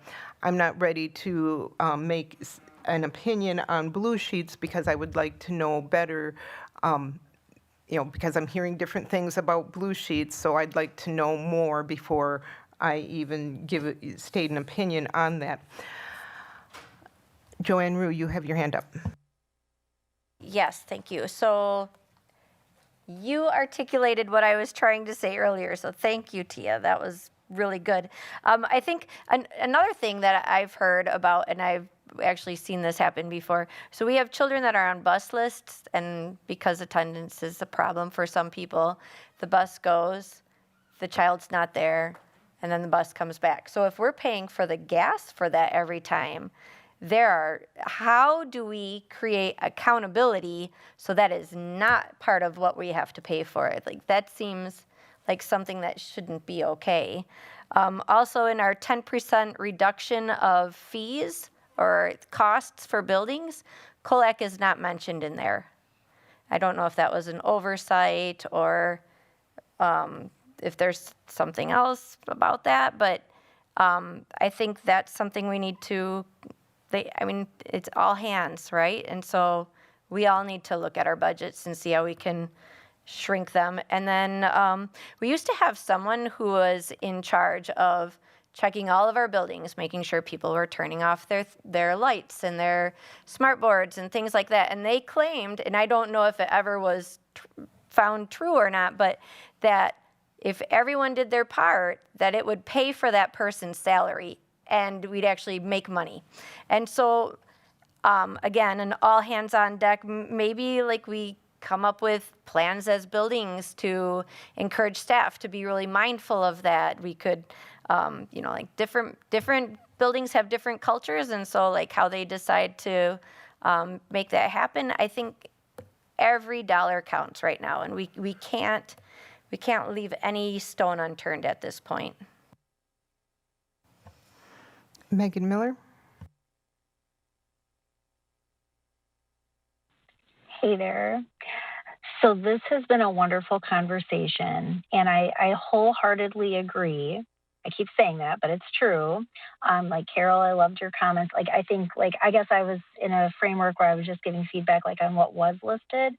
And I just if I were responsible for bringing the next steps forward, I would personally be feeling overwhelmed. So I have a question for our administration about process.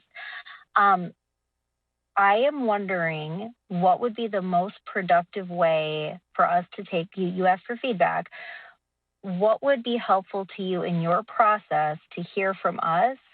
Do you want specific, Board Member Johnson just listed off a whole bunch of stuff that I thought was really great. Do you want us to give detailed feedback maybe by category? Do you want us to take a totally different direction in how we're giving feedback? Do you want to help us understand where you are in your process? I just want to make sure that this is a constructive use of time, because I'm hearing really awesome stuff from my colleagues up here. I'm seeing really good thinking reflected on what you've brought forward, and I'm just looking for what is the most productive way for us to move forward in the process from your perspective.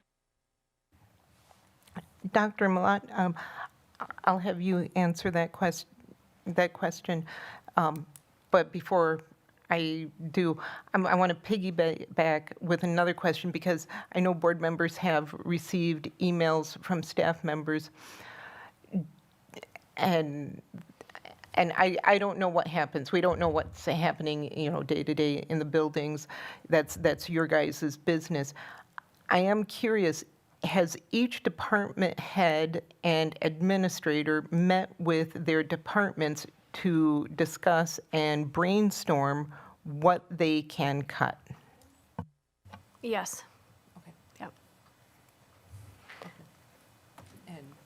So as far as making recommendations, I mean, we'll take any recommendations. This is certainly not what we want to do. We don't want to have to be cutting any of these things, but, all things are on the table at this point. Preserving staffing is what we want to be able to do. Being able to pay our teachers the longevity pay they should be getting that. So if you have further suggestions, please forward them to us. Stephanie, do you have anything to add as far as reduction?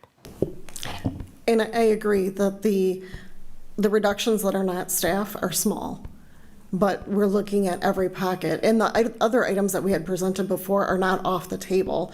The selling of property, the hiring of an in-house attorney versus contracting, those things are not off the table. Those are still part of a plan, but at some point we need to have board approval to move forward with something, correct? Whether it be that we're going to use OPEB for a portion of this, or if we're going to use fund balance, or if we're going to be reducing the staffing. Okay, so just to clarify, and then I'm good. That was very helpful. I've already sent you an email, and Stephanie, that's really helpful to know that those other things are on the table. So what I just heard you say is, yes, you would like us to continue to make suggestions. So my first question is, do you just want us to email you and Leah and Wayne? What's the best, most direct route for us to do that is respectful of your time and process? Yes, that is acceptable. Thank you. Perfect. Okay, and then the next thing I just heard you say is you'd like a little direction from us this evening about the extent to which, if at all, you'd like us to consider using OPEB. So I'm going to just, if it's all right with you, Board President Johnson, 1 of 7, and I'm willing to take a vote or find consensus on that issue tonight. I am fully in favor of using OPEB since we have a hard number for longevity pay for the $329,900 that it would take to preserve that longevity pay item. Thank you so much. Thank you. Carol Fox? I take you back to the board guidance. We gave you a document asking you to follow what we wanted. That was to provide a written staffing plan and some program plans. It doesn't have to have teachers' names on it or any of those kinds of things, but we asked for program plans and staffing plans. We asked for some comprehensive lists of addendum contracts and those kinds of things. We have a document that we put together of the things that we asked for. And I don't know whether it is just, and if you're feeling uncomfortable doing it in public, then we have to come up with a reason to go into closed session, which I don't know that we can come up with a reason to go into closed session. But, if we're going to make decisions to move forward, we need a lot more information than what is provided here. I can't approve that we're just going to cut 45.5 teachers and not know what it's going to do to our programming. I can't do it. And OPEB money is, again, it would be the very last thing for whatever is left on the table. I mean, we don't need to use OPEB money for longevity play. We're just not going to do it, right? I mean, it's whatever is not left of the things that we really decide we have to cut and that we just can't live with. But I don't see it. We asked for all of these things, and this isn't it. Thank you, Mrs. Fox. For those who are unfamiliar with longevity pay, this is other post-employee benefits. It's a fund that all districts had for employees who had retired, but before they were receiving their pensions. And Mrs. Elwood and Dr. Malat, please, if I'm butchering this, help me, So this is a one-time fund that we have saved up. Once we use this money, it's gone. The benefit of using this for longevity pay is the original intention was for the welfare of district employees. The downside of using it for longevity pay is once it's gone, it's gone.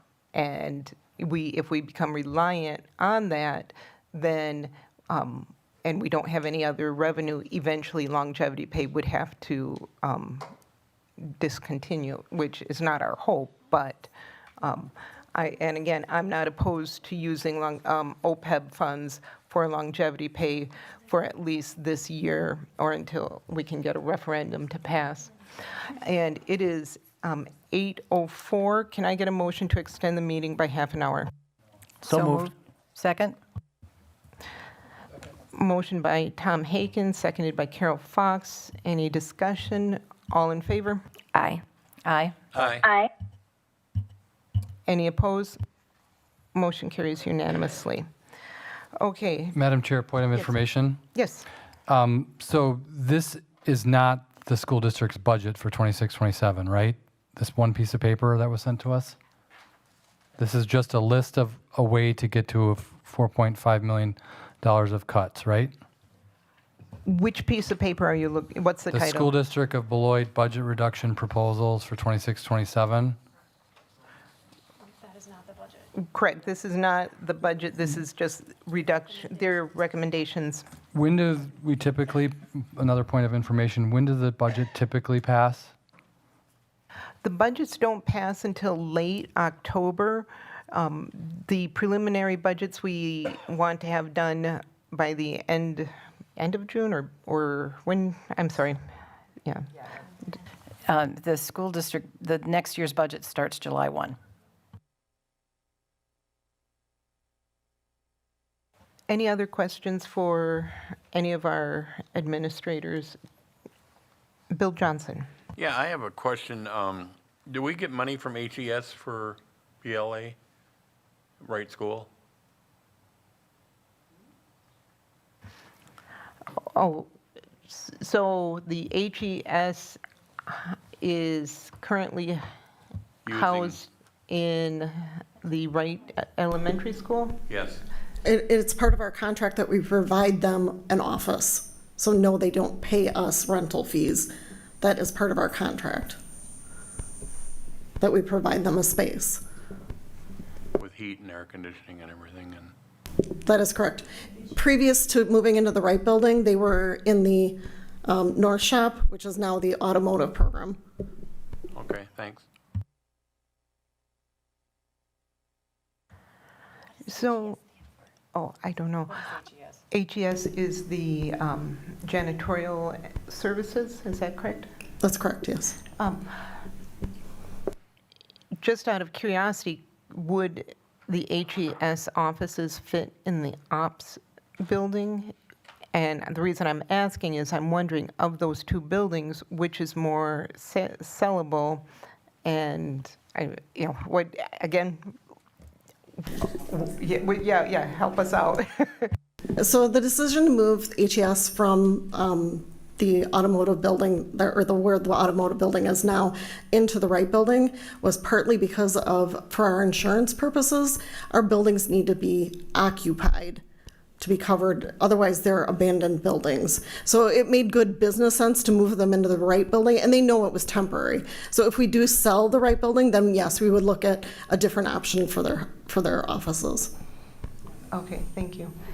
Any other? And I did just want to make a comment because you mentioned the heating and air conditioning and the lighting. We do have them restricted to a small part of the building, and there's zone heating in that building, so we're only heating and air conditioning a small portion of the building, not the entire building. Thank you. Any other questions or comments? Dr. Malat, do you need anything else from the board tonight? Okay.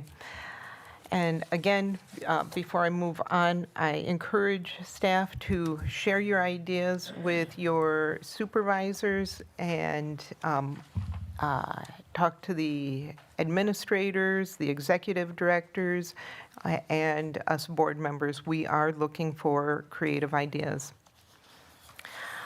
Our next agenda item is the consent agenda. Typically, there is no separate discussion of the item unless a board member so requests, in which event the item or items will be removed from the general order of business and considered in their normal sequence on the agenda.